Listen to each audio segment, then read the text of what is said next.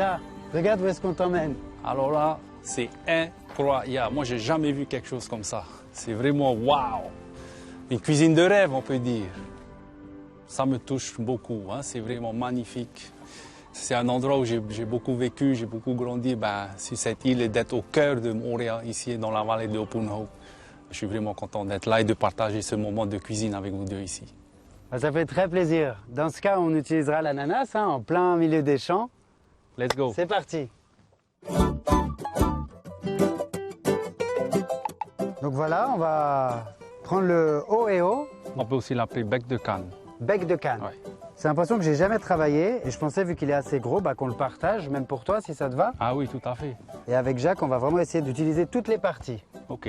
Avec une pièce, on peut faire beaucoup de recettes, ne rien jeter et vraiment, on va le travailler en 4 services. Waouh, 4 différents plats avec un. J'ai hâte de voir. Je vais préparer le bouillon qu'on va faire avec les arêtes de poisson.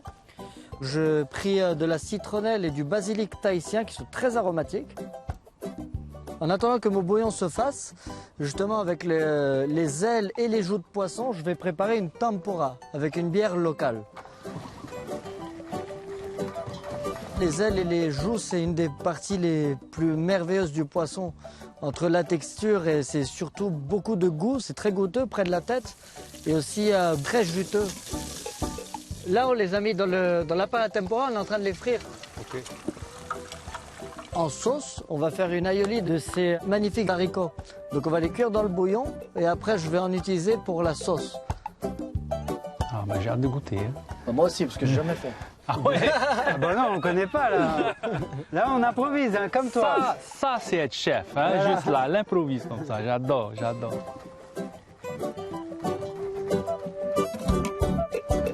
Là, je viens de découper un peu les feuilles de fafa, hein, les feuilles de taro là, qu'on a eu avec Benita. Et là, je vais tremper, hein, il faut bouillir un peu dans l'eau là, au moins une bonne petite demi-heure. Et après, à la fin, je vais mettre un peu de citron. C'est toujours bien un peu de citron dedans, donner un peu cette acidité.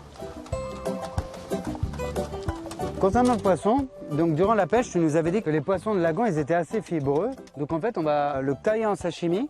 Et après, je vais vraiment l'éclater pour casser la fibre justement du poisson. Ok. Pour quand tu manges, que ce soit pas désagréable et fibreux. Donc ça va être pour notre genre de carpaccio. Donc là, je suis en train de brûler l'ananas. Je vais le déglacer au vinaigre de miel.